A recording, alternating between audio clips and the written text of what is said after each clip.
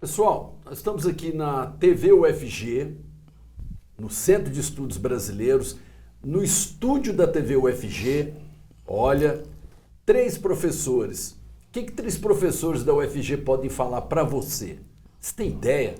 E um professor, que é o professor Cleomar, do Instituto da Faculdade de Artes Visuais da UFG, do Media Lab, um homem da mídia, um homem do computador. Ali o professor Anselmo Pessoa, da Faculdade de Letras, do Centro de Estudos Brasileiros. 3 professores conversando com vocês. Professor Cleomar, professor gosta de falar. Você não assusta quem está nos vendo, você não? Você está nervoso? Nem um pouco. Nem um pouco. Professor Anselmo também está tudo tranquilo? Não, estou um pouco nervoso. Professor Cleomar, tem uma curiosidade com o senhor, que é o seguinte. Chame por você, o senhor dirige Lisandro. o Media Lab, que é um laboratório de mídia aqui dentro da UFG, famoso. E a curiosidade que a gente tem, o professor Anselmo, a gente estava no corredor, a gente começou a pensar, mas de onde veio a ideia do Cleomar, que é das artes visuais. Desse. Artes visuais a gente lembra sempre dos quadros, né? Do Monet, a gente lembra. Aí você Aqueles trabalha com imagens que movimentam de computador. De onde interativo. Pois é, de onde surgiu esse interesse? Lisandro, por incrível que pareça, a minha primeira graduação foi letras. Meu Você colega. estudou com o professor Tá vendo? Anselmo? Não Fizemos tive a esse mesma privilégio. Verdade. Eu fiz letras ainda em Iporá. Eu sou aurilandense, mas cresci. Outra coisa em comum, eu sou de Barra do Garças. Somos Eu não sei o que há de comum. Geograficamente estamos perto. Estamos. Para chegar a Barra do Garças tem que passar por Iporá. Por Iporá. Então, nascido em Aurilândia, fui para Iporá e lá eu queria fazer artes como primeira graduação.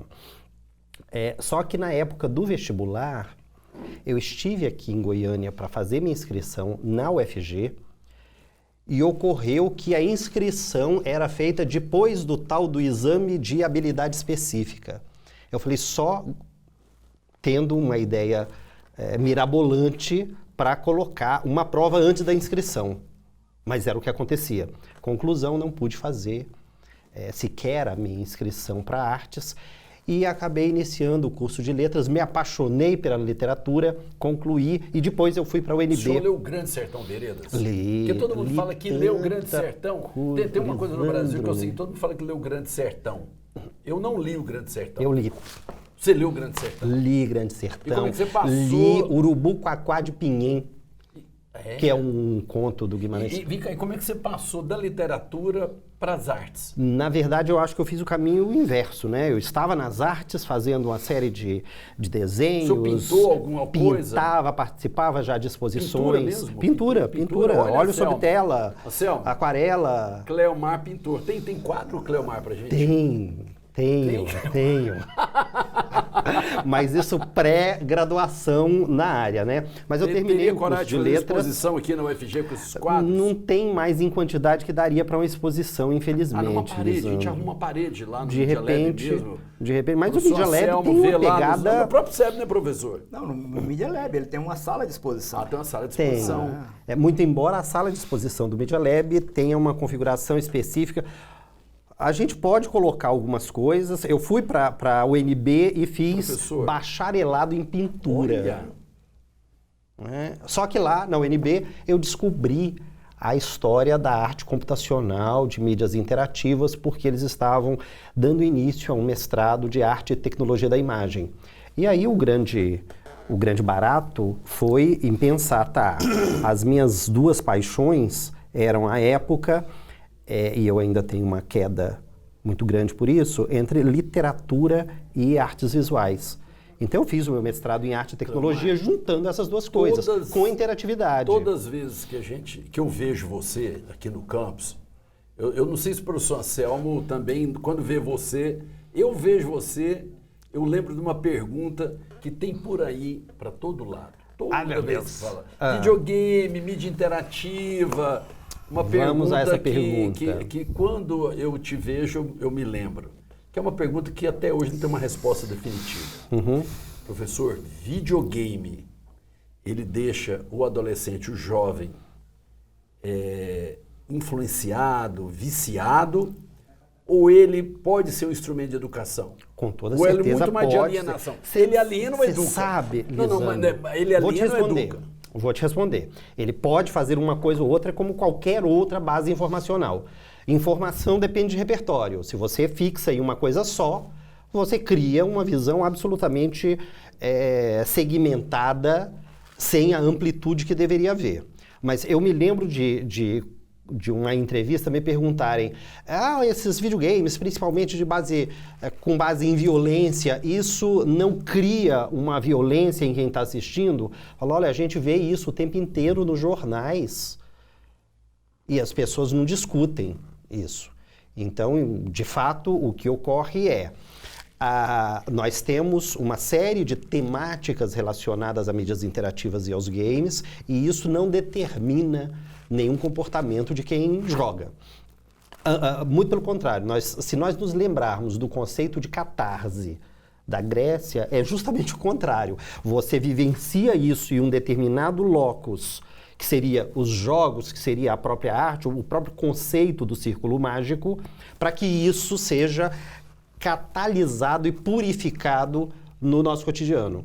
Então, de certo modo, é exatamente o contrário. A realização desses nossos impulsos para determinadas ações realizadas em uma condição de exceção, como os jogos, e o Huizinga diz exatamente isso, é algo que alcança a base da catarse. Professor Anselmo, antes de começar, vamos brindar, né? Vamos! Nós estamos tomando aqui um gin, né? Exatamente, com a vodka. É gin, não tem vodka, é só gin, porque o professor Anselmo, o professor Cleomar, é um gin. Um gin, gente, tá bom. É gin. É gin. Cleomar, é gin. Eu queria prosseguir esse papo, que o Lisandro já começou com você, entrando numa coisa aqui, talvez do ponto de vista do especialista aqui, no que nós estamos fazendo nesse momento, fazendo esse vídeo para o Centro de Estudos Brasileiros, seja só o professor Lisandro. Lisandro, daqui em diante, notinha de rodapé. Mas uma das buscas do conhecimento, e o conhecimento avança de verdade, é quando você faz coisas interdisciplinares. Portanto, nós não vamos nos furtar aqui de conversar de qualquer coisa, de qualquer área, mesmo que a gente tenha um conhecimento aproximado, porque nós estamos pensando no nosso público, quem está nos ouvindo que possa, de qualquer forma, ter alguma coisa de boa, de aprendizado, de acréscimo desse nosso papo aqui. Bom, dito isso, pesquisando um pouco o que você faz, eu vi que você está em 2 grandes projetos, que me considero alguém que também estou mais ou menos trabalhando com as questões culturais, não tinha conhecimento. O Mapa da Cultura, do antigo Ministério da Cultura, e aquele projeto Tainacan, com o WordPress. A pergunta depois, você poderia nos explicar, inclusive, o que são esses 2 projetos, mas por que as pessoas não sabem que existem esses 2 projetos? Estou falando de 2, sei que você está em... Vários outros? Muitos outros. Mas por que esse conhecimento não chega? Eu tenho uma teoria em relação a isso. É isso que nós queremos nós nos habituamos a fazer uma comunicação científica nos moldes científicos. Então, se você pegar, dura, né? se você pega as comunicações científicas do Media Lab, você verá que nós temos professores que estão no top da lista dos mais produtivos da universidade. Mas são comunicações direcionadas para os nossos pares, apresentadas em congressos, aqui no Brasil e fora. A gente tem uma expertise de publicação no exterior bastante ampla. Agora, a comunicação da ciência para a população, isso carece de ser incrementado, né? Nós havíamos até comentado, eu fiz recentemente uma conferência para os assessores de comunicação das FAPs, das Fundações de Amparo, de Apoio à Pesquisa, no país inteiro. E eu dizia justamente isso, que nós estamos tão interessados em apresentar os resultados para os nossos pares que esquecemos dos ímpares, né, de toda a sociedade como um todo, já que nesse contexto de aquilo que é singular, e singular é ímpar, não é par, par já pega o plural, nós não nos habituamos a fazer as comunicações como se deve para a sociedade. Não dá látis. Primeiro a gente não registra. Perfeito. Acho que vai ser... Eu gostaria muito que a gente entrasse um pouco Vamos a isso. Porque nós vivemos hoje no Brasil, e isso diz respeito ao ambiente onde nós estamos aqui, nós estamos na TV UFG, nós somos professores da UFG, e a classe intelectual, o conhecimento, nesse momento do Brasil, é uma coisa que é abominável. Mas, por exemplo, só para colocar um assunto do momento, com a tragédia de Brumadinho, quem se procura? Os professores... Os engenheiros, pessoas todas que passaram pela universidade. Quer dizer, é impossível uma sociedade avançar sem o conhecimento. O conhecimento se produz prioritariamente, de forma mais geral, dentro das escolas, das universidades. Mas nós estamos num momento do Brasil que isso está sendo execrado, o conhecimento é execrado, a ignorância é um bem, por mais paradoxal que isso possa ser. Bom, não seria o momento, então, de nós colocarmos as nossas forças para conseguir chegar ao público, para dizer o que nós estamos fazendo e a importância do que nós estamos fazendo? Vamos a um contexto geral? Vamos lá. Vou tentar... E como chegar, usar que meios para isso? Perfeito. Tá. Que é um problema. Mas deixa a gente fazer uma pausazinha? Vamos fazer uma pausa. Vamos brindar antes de fechar. Vamos com o gin.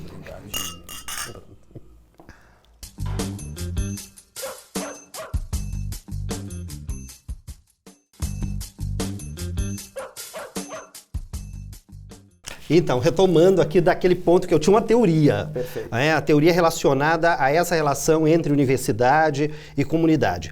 Primeiro, eu parto de um princípio que a ideia de cidades universitárias cria um locus distinto da sociedade como um todo. Do mesmo modo que as falas reiteradas de que a universidade está assentada no tripé ensino, pesquisa e extensão. E somente extensão se relacionar à comunidade, como se a gente não fizesse pesquisa voltada para a sociedade. E mesmo como se o ensino fosse para alguns outros seres que não os seres sociais. A bem da verdade, apesar de a gente próprio, às vezes, desconhecer isso está, inclusive, na Constituição brasileira, talvez uma das únicas em que essa definição de universidade esteja, é na nossa brasileira. Lá tem uma palavrinha que é difícil de obedecer e seguir, que esse tripé é indivisível. Indivisível, com certeza. Mas essa vinculação de a gente faz pesquisa que não necessariamente esteja aplicada, e aí a gente tem, principalmente nas universidades tão mais jovens quanto a UFG, uma predileção por pesquisas analíticas e não prospectivas, né? Por todas as dificuldades, inclusive esse foi um mote que nós utilizamos para a criação do Media Lab, de nós criarmos um espaço em que seja possível nós desenvolvermos pesquisas prospectivas e não somente de base analítica. Porque na mídia, no jornalista por aí, eles questionam, e estão questionando ultimamente, com mais fôlego vindo para cima da universidade. Vocês não abrem aí por quê? Porque será que é porque não tem o que mostrar? Não é, tem demais. Definitivamente não é. Pois é, mas é uma responsabilidade nossa de praticar essa comunicação e essas intervenções. Praticar essa comunicação. Isso. E eu me lembro de ano passado ter ido a uma universidade colombiana para ministrar um curso de pós-graduação, um módulo de pós-graduação e dizer, olha, eu adoraria chegar... Não, foi Manizales. E dizia, eu adoraria chegar a Manizales e perguntar onde está a Universidade de Caldas e ter como resposta, na cidade inteira, porque uma universidade é um pensamento, não é um prédio. E acho que é muito por aí. Nós ficamos um tanto quanto distantes disto, do que está acontecendo, e nos salvaguardando em relação aos ambientes Anselmo, específicos. Agora, Brumadinho lá aconteceu esse acidente, chama quem? Chama engenheiro, chama geólogo. Exatamente. O que vai acontecer com as outras barragens que estão... Chama o geólogo. Mesmo do ponto de vista Nós judicial, somos chamados o tempo inteiro. Do ponto de vista judicial, criminal, são pessoas que têm conhecimento adquirido. Não, e eu os digo geólogos da mais, Universidade de Ouro Preto que estão lá falando. Digo mais uma coisa, e inclusive por experiência. Quando nós apresentamos a proposta de cidade inteligente para Aparecida, eu fui convidado a ir para lá para implantar. E aí um dos pontos de decisão foi justamente esse. Às vezes a gente fica aqui fazendo análise do que as outras pessoas estão fazendo, do que está acontecendo no mundo, e quando surge a oportunidade de a gente ir lá e mostrar como é que deve ser feito, às vezes a gente se acovarda e não assume isso.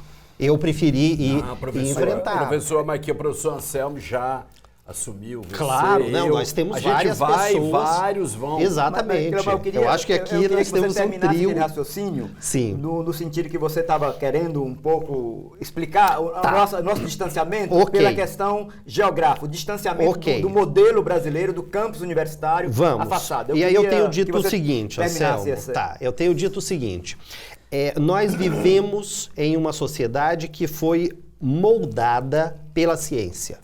Todos os nossos costumes hoje são de base científica. Você está bem na nossa idade, na sua idade, em função de uma série de desdobramentos científicos, de arranjos científicos, e a ciência criou um ramo específico chamado tecnologia, que hoje é a base transversal de sustentação desse nosso modus operandi de uma sociedade, de uma cultura contemporânea. Nesse sentido, as nossas cidades, elas são laboratórios prontos para serem tratados, trabalhados e fazer com que haja um avanço, de fato, no estado da arte da pesquisa. Okay. E várias universidades não enxergam isso. Hoje, o que é que nós vivemos em um contexto mundial? A formação de mestres e doutores que atuam em várias empresas e que são empresas que têm núcleos de desenvolvimento científico, tanto que, se nós pegarmos o top 10 de patentes no mundo, tem uma única instituição que faz parte de um governo, que é o Fraunhofer, que é o Instituto Alemão Fraunhofer. Se nós pegarmos o mesmo ranking Brasil, a gente só tem uma que não é universidade e que é a Petrobras fazendo nas universidades. Exatamente. O resto é universidade. Então, nós precisamos alinhar e descobrir esse cenário para integrar. Perfeito. A partir disso, primeiro que eu vou retomar um pouquinho agora a minha própria pergunta para um pouco te questionar a questão que talvez explicasse, que eu sei que é uma elaboração que você está fazendo aqui para nós, que o nosso distanciamento da sociedade é devido à questão geográfica, a nós estarmos aqui no campus. Não só. Sim, mas um pouco você disse que seria quase uma metáfora, na verdade, de que um campus ou uma cidade universitária, às vezes eu brinco um pouquinho mais e digo, é uma cidade murada medieval universitária. Principalmente, eu sinto isso, eu tive uma reunião uma vez na antiga Secult, Secretaria de Estado da Cultura, e tive que ouvir alguém dizer, não, porque vocês ficam lá na universidade fazendo, e a gente aqui... Eu falei, epa, não fala que a gente fica lá, não, porque eu estou aqui em reunião com vocês, tentando fazer a diferença aqui. Então. Mas há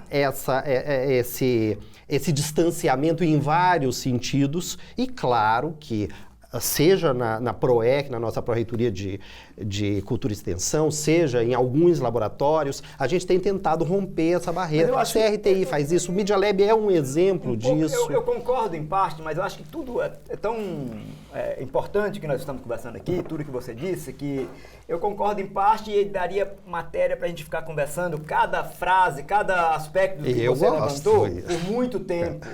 Mas a gente vai tentar ser um pouquinho eclético. Mas eu queria... Você me ajudou a dizer isso aqui, que eu morei numa cidade medieval, que tem a universidade mais antiga do mundo, que é a Universidade de Bolonha, que é o centro histórico. Ainda tem as marcas... Primeira universidade do mundo. Primeira universidade do mundo. Apesar disso também ser controverso, porque nada é pacífico.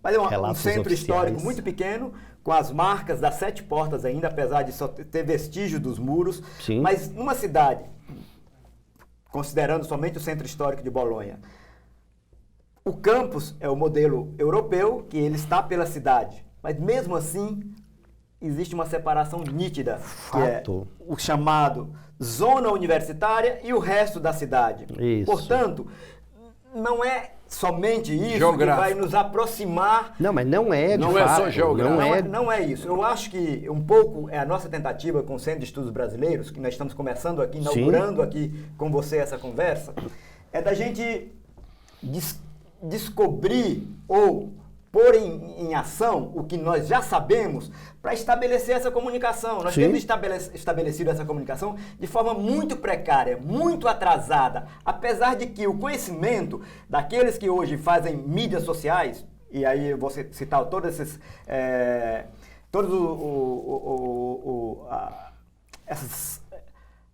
como é que se chama o nome geral para Facebook, WhatsApp, Twitter? Redes sociais. As redes sociais, isso me faltava aqui.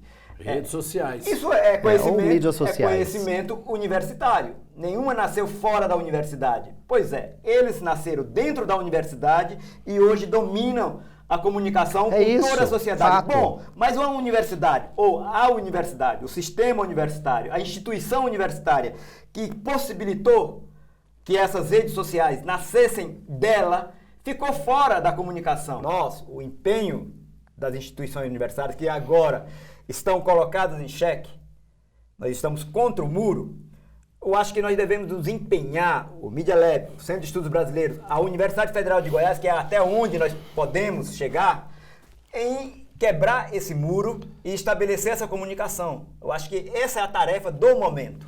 Claro, e aí acho que nós temos que rever alguns parâmetros, como por exemplo, se nós propuséssemos aqui uma revista científica para a população como um todo, dificilmente a gente conseguiria apoio dentro das instituições de fomento à pesquisa, porque isso infelizmente não é financiado. Eu tenho um termo que eu uso aqui dentro da universidade, fora, o Anselmo conhece, meus colegas conhecem, que é o taxímetro. Nos últimos 15 anos se introduziu aqui o taxímetro, que é o Lattes. Que é o Lattes. Gente, o Lattes é o professor universitário, preenche o que ele faz, CICAD e Lattes. E ganha pontinho ganha pontinho. Faz só pontinho, é o que vale. Eu acho que esse taxímetro, esse Lattes e o CICAD, eles também colocaram uma linha de montagem também, que se você cobrar do professor também, que ele tenha, mas ao mesmo tempo você cobra que ele fica aqui alimentando o taxímetro. E numa reunião aqui dentro da UFG, uma vez eu perguntei assim, gente, e das outras brasileiras? Nós temos mais artigos, milhares de artigos, milhares de revistas que quase ninguém lê. E aí alguém pergunta, cadê as patentes? Lisandro... E o que você me diz disso? Então, vou só exemplificar o que você está dizendo. Taxímetro e patente. Isso, vou exemplificar isso. Eu montei o Media Lab, que hoje tem a sede aqui na UFG, mas tem você vai responder o isso UNB... depois, vamos aqui brindar. Já estava começando, vamos. Que é o nosso. Eu te volto.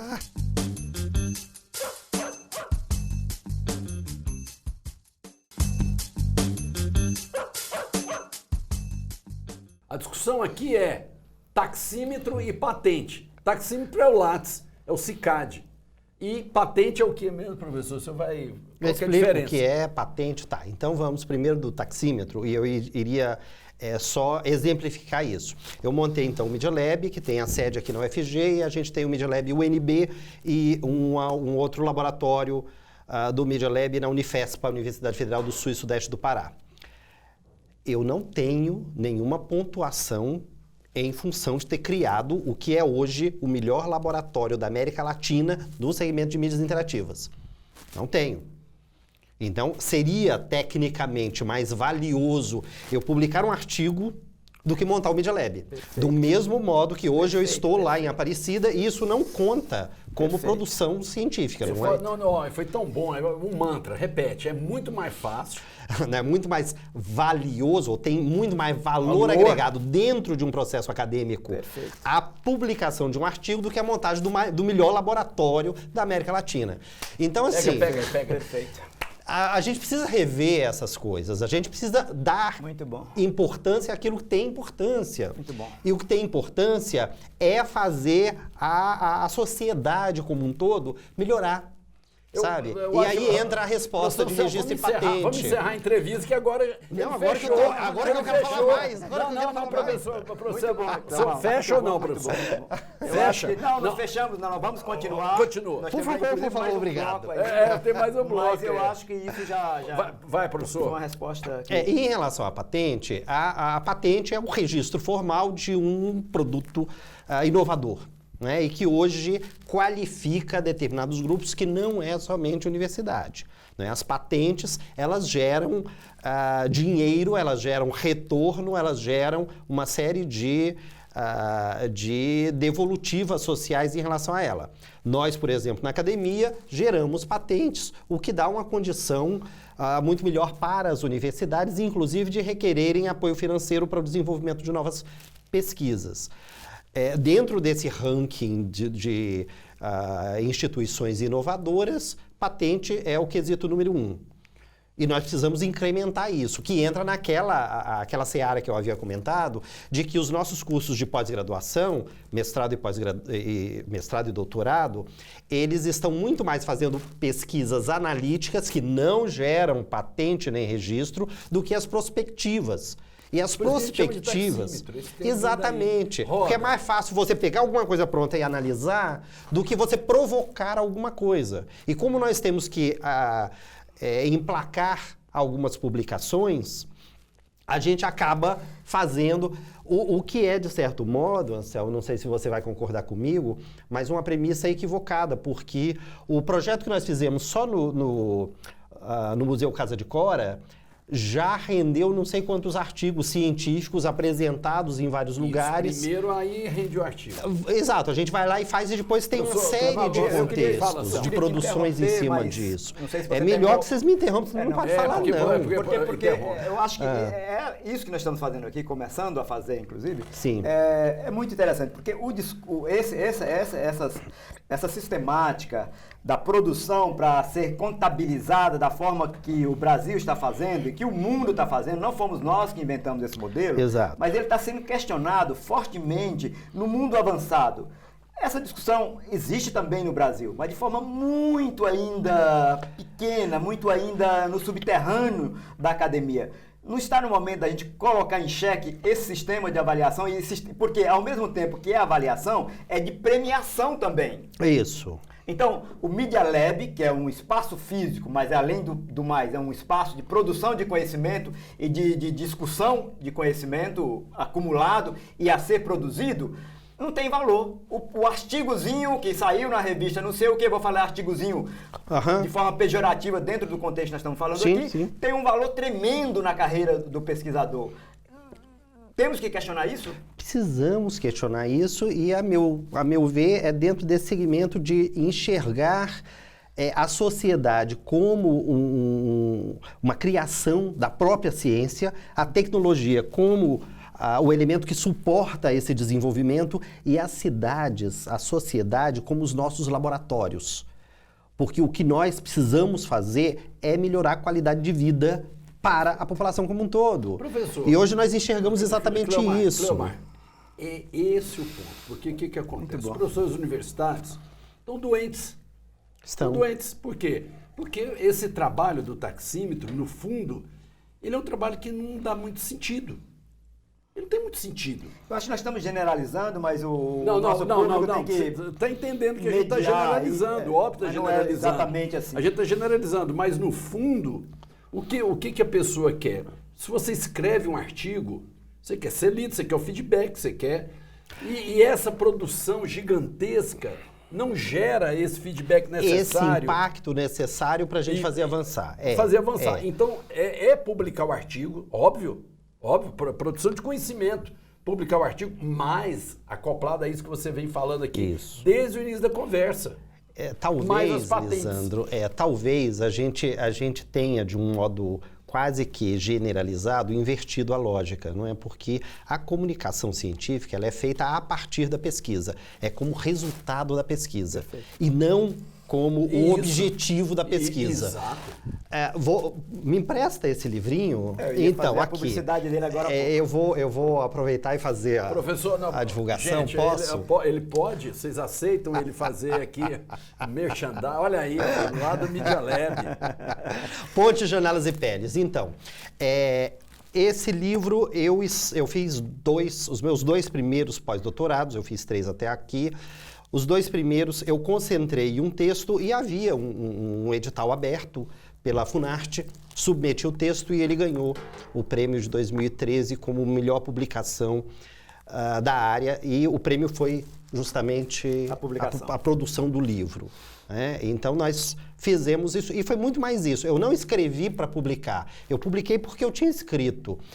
Do mesmo modo que um belo dia, lá no Media Lab, alguém me manda um recorte do Jornal do Professor dizendo que eu fui o professor mais produtivo da UFG em 2016 ou 17. E eu não produzi em função disso. Eu tinha produzido mais de 20 livros em um ano.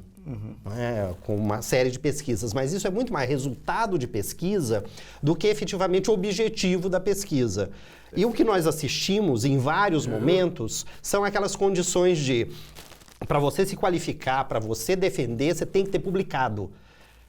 A pesquisa, ela fica jogada para um segundo plano, já que o que é medido não é a pesquisa. É a publicação, é o resultado disso. Então a gente acaba mirando. O sistema está de ponta cabeça. Está de ponta cabeça. Exatamente. O professor gera um mal entendido danado, né? Vou te devolver. Bom, e eu vou aproveitar. Sim, está online gratuitamente pelo site do Media Lab, não apenas de novo, esse livro. Já fez, de novo, mas tem vários outros lá de graça. Vão lá e conheçam. Acho que tá bom, é já a segunda vez. Porque é um gancho. Eu trouxe, inclusive, o livro, não foi para fazer o merchandising, mas foi interessante. Lisandro, deixa ele fazer. Eu fazer uma próxima pergunta que tem a ver com a pesquisa mesmo do professor Cleomar, mas isso não impede que a gente retome os outros os assuntos que estão aqui em torno de nós. Eu queria fazer uma pergunta que é, pelo menos até onde eu alcancei, talvez o nervo principal da sua pesquisa constante, que é a questão das interfaces. Sim. Bom, nesse livro, inclusive, você levanta as várias definições, as várias compreensões um trabalho desse termo, que é relativamente novo, interface, e as várias interpretações, conforme áreas de conhecimento, mas também é um termo usual em várias áreas de conhecimento. Uma definição para o termo interface. Bom, eu queria te explorar, apesar de não estar aqui, mas eu acho que você deve ter elaborado alguma coisa em relação à questão interface. A interface que está no seu laboratório também, de certa forma, que é Media Lab, que também é meio. A interface é meio também. Porque, pelo menos em uma das acepções, que inclusive está aqui, e que eu refuto. Que você refuta, mas sem dúvida é. Vou citar a definição mais corrente. Sim. Não sei se você vai concordar, mas a mais corrente de interface é a sua conversa, ou a sua produção, a sua relação, a sua conexão com o computador via a interface, no caso, atualmente, gráfica. Que é o grande avanço do sistema computacional a partir do sistema do DOS, para a gente um pouco simplificar, balizar e simplificar. Com a interface gráfica, essa que todo mundo agora acessa, ficou muito mais fácil essa interação. Mas ela trouxe, aí essa é a pergunta, esse tipo de interface, depois você pode alargar o conceito, trouxe um problema, que sempre um avanço traz uma questão também. Com o sistema DOS, ou aquele tipo de sistema, sim, que era por via caracteres que você conversava com o computador, também o conhecimento era muito socializado. praticamente todo usuário, era um número restrito naquele momento, também programava. E as linguagens de programação eram muito difusas, eram populares. Um menino na casa dele, de repente, começa a interagir com o computador e ele fazia um programinha. É no meu tempo, não. Ele fazia um programa. Então, a produção, o cara queria um editor de texto, ao invés dele comprar um que estava no mercado, e que é interessante ver também a evolução do editor de texto. Uhum. Ele desenhava o dele, segundo a necessidade dele lá, e passava a usar. Bom, eu acho, aí é pura elucubração, que nesse sentido, o conhecimento estava muito acessível também do ponto de vista da programação. Estava mais democrático a programação, mais democrática a programação.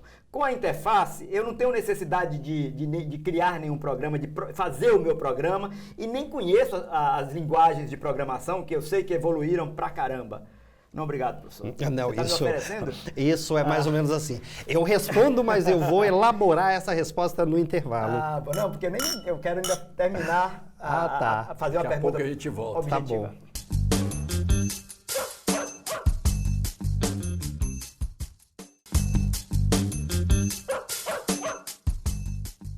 Nós estamos aqui na TV UFG, é importante começar assim, esse bloco. Isso aqui é uma gravação. Por trás dessa máscara tem o Fernando, um ser humano. Isso é muito importante. Nós estamos aqui numa situação meio artificial. Estamos batendo um papo, eu sou o professor Anselmo, nosso convidado é o professor Cleomar Rocha, o professor Lisandro, que é meu parceiro nessa jornada que nós iniciamos hoje aqui com o Centro de Estudos Brasileiros, com essas entrevistas, que é uma tentativa de contribuir, de quebrar os muros que nós citamos aqui, dessa interação entre a universidade e a sociedade. E que bom exemplo, né? A gente já está começando exatamente em um tom jogando. Que não é aquele tom formal. Você estava com uma questão para o Cleomar? Do blog Interface. Eu estava falando de interface. Fiz uma teoria de forma muito arriscada perto do professor Cleomar, que é especialista nisso. Espero que ele me corrija, mas que eu tenha acertado de alguma forma na colocação da questão. E eu vou tentar resumir, Cleomar, fazendo uma pergunta objetiva, assim. A interface, ao mesmo tempo que facilitou para o usuário comum a produção do que ele estiver fazendo com um computador, eu sei que existem outras interfaces, mas nesse sentido mais restrito aqui da conversa com o computador, da interação com o computador, ao mesmo tempo ela escondeu a linguagem, a programação, por trás dela a interface. Bom, e isso está em todos os aspectos. Aqui nós estamos conversando via uma interface. Desvelar isso, desvelar as interfaces, fazer com que as pessoas vejam que tem uma mediação, não é importante para que o conhecimento fique mais acessível? Vou dar um outro exemplo para exemplificar de uma outra área de conhecimento. Se a gente vê, e eu visitei algumas vezes, as máquinas de Da Vinci, as máquinas que ele desenhou, que depois foram colocadas em vários formatos, em madeira e tal. Na Itália? Na Itália, inclusive em Goiânia, ela passou há muitos anos atrás, passou no CDL, todas as máquinas do Da Vinci. E ali você vê os princípios praticamente de todas as máquinas que nós temos hoje, de todas as formas de conhecimento bastante evoluídas, como, por exemplo, o helicóptero, máquinas de guerra. Na arte. E que você vê perfeitamente o modo de funcionamento. Qualquer cidadão vendo uma máquina daquela, um protótipo de máquina do Da Vinci, quer dizer, eram pensamentos que estavam fora do seu tempo, muito mais avançado, mas compreende o mecanismo. Funciona porque funciona assim. Bom, com todas as interfaces, você não sabe por que funciona. E esses objetos, aí vou usar uma terminologia marxista, que também está bastante achincalhado nos meios atuais, que é o fetiche da mercadoria. Você tem um relógio, você tem uma televisão, você tem um celular, e essa coisa é um objeto misterioso. Porque você não sabe por que funciona. E aí vira um objeto mágico. Portanto, dizer que isso não é mágico, que aí tem conhecimento e que é possível compreender por que funciona assim, isso é fundamental? Tem um livro, Zen, A Arte da Manutenção das Motocicletas, que no fundo... Esse não conheço não. O Zen, que a questão do Zen é mostrar que as antigas motocicletas, eu sou um piloto da motocicleta, eu entendo a motocicleta, eu conserto a motocicleta. Hoje, você é um apertador de botão e você não tem ideia como é que aquilo funciona. Então, sua relação com aquela máquina é uma relação distante, com medo, porque ela vai ocupar o seu lugar no mercado de trabalho. Então, isso ficou muito distante. Ele está dando o exemplo do Da Vinci. Como é que você vê isso? Primeiro, eu vejo vocês como apocalípticos e eu sou integrado, né? Como dizia o nosso ego. O senhor está enganado, a gente só está levantando as perguntas para colocar também o senhor na parede. Mas eu queria colocar duas coisas. O primeiro é o conceito de interface.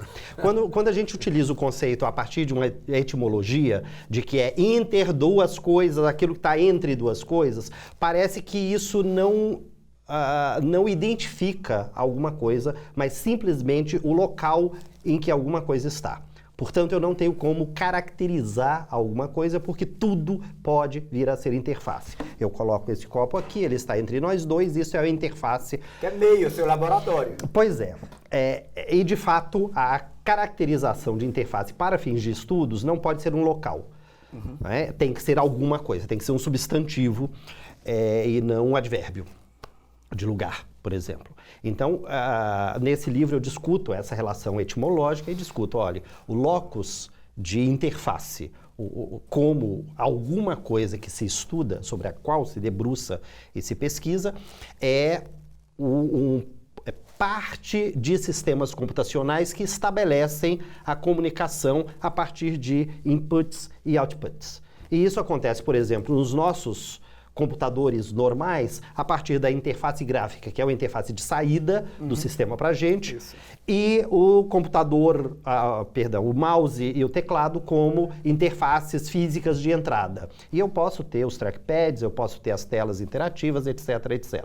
Então a gente caracteriza algumas interfaces. Nesse livro eu caracterizo as interfaces como as físicas, aquelas que agem por manipulação de fato, de caráter físico-motor, as interfaces perceptivas, como as gráficas e as sonoras, e as interfaces cognitivas, que agora nós temos uma série de aparelhos que faz, a partir de computação pervasiva, um monitoramento do que nós estamos fazendo.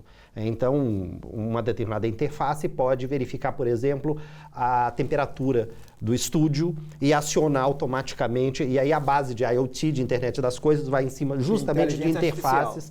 Exato, interfaces cognitivas. Bom, esse é um aspecto. Ok. O outro aspecto é que sempre que nós falamos a interface, ela facilita ou dificulta, são opções. Naturalmente, quando eu reputo o desenvolvimento tecnológico, a dita revolução tecnológica, muito mais as interfaces computacionais do que aos sistemas. Dá um exemplo aqui gente, o que é interface?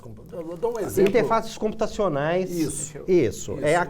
Aqui eu tenho a concentração de uma interface de saída, a interface gráfica, e a tela é uma interface de entrada. Não é? A tela sensível, são dois instrumentos específicos, aquilo que entra com a informação, o sistema processa e me devolve na forma de algumas imagens de caracteres específicos. Então, são modelos de interface. Do mesmo modo que eu posso ter, nesse mesmo dispositivo, aciono a câmera e digo para ela, olha, quando eu sorrir, você faz a foto. Isso é uma interface cognitiva, porque tem um instrumento de avaliação ali que não depende exatamente de um acionamento meu, mas depende de uma percepção, uma caracterização deles. O iPhone é o quê? Exatamente, cognitivo. A Siri do iPhone ou qualquer outra coisa. Então, nós estamos com reconhecimento de voz, uma série de interfaces. Hoje, os carros, as casas, os equipamentos, eles já têm esse tipo de interface ali. E a gente trabalha exatamente no dimensionamento e desenvolvimento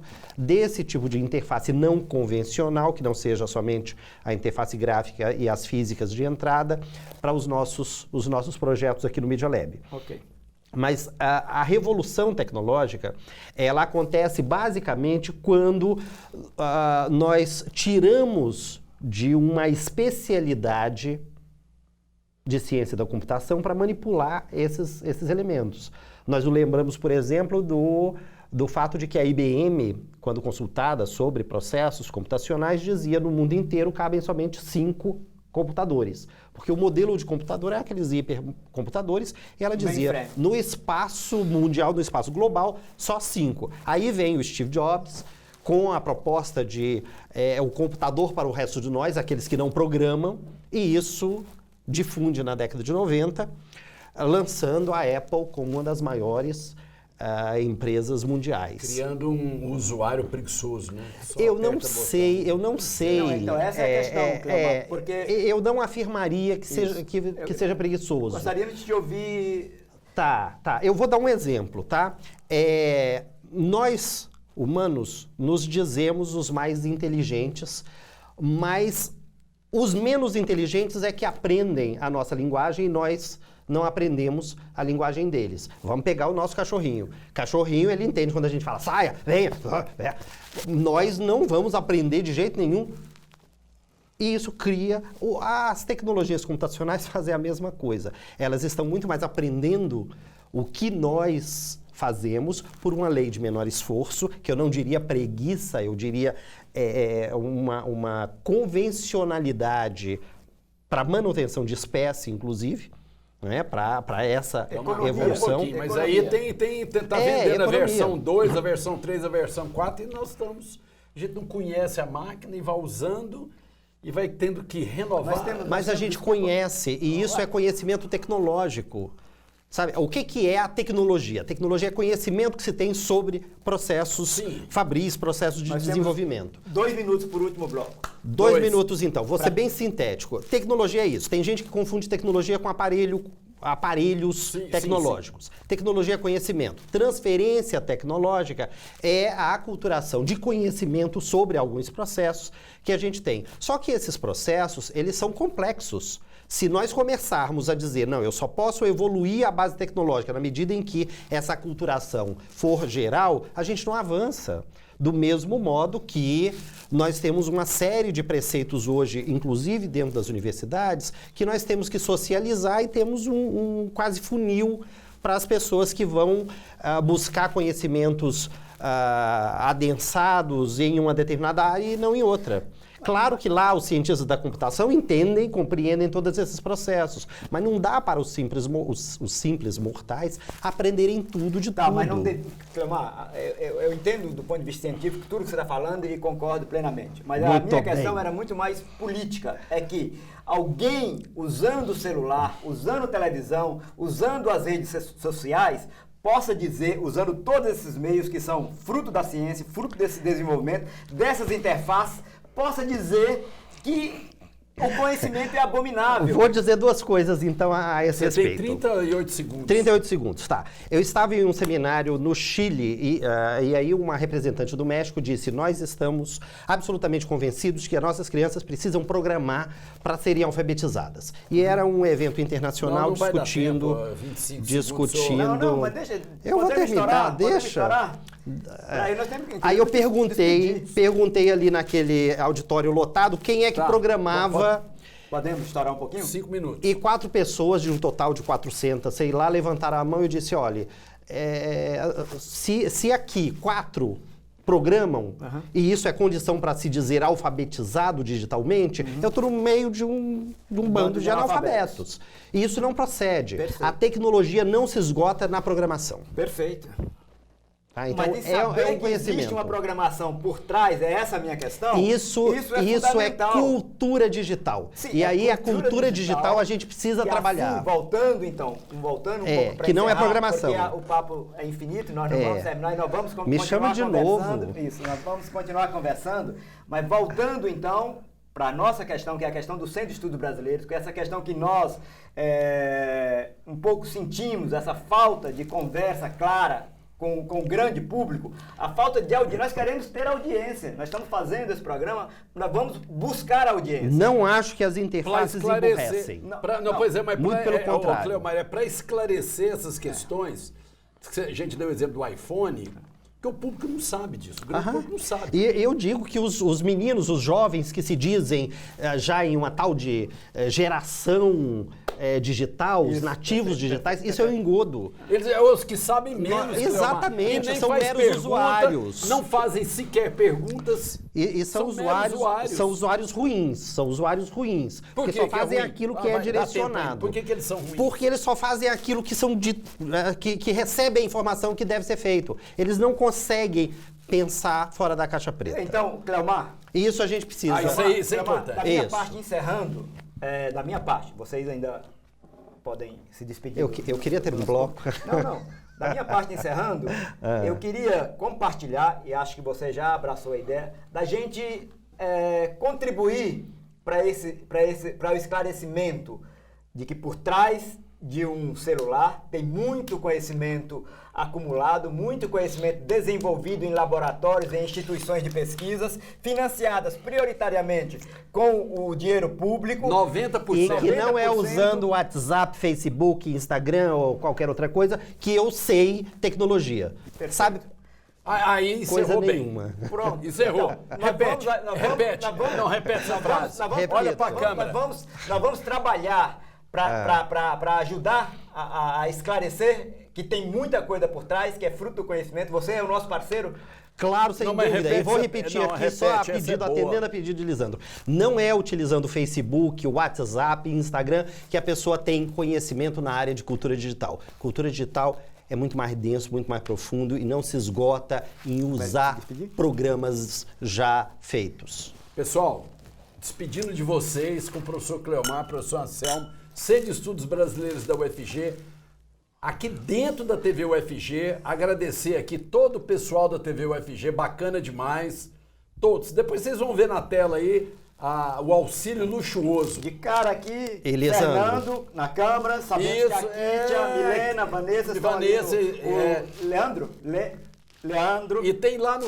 água. E lá no final vai Isso ter água. Tem um coquetel nos esperando lá pra gente comemorar o primeiro programa. Outros programas virão do Centro de Estudos Brasileiros da UFG. E olha, é um programa que vai desmistificar esse papo. Vocês viram o que o professor Cleomar falou. É isso.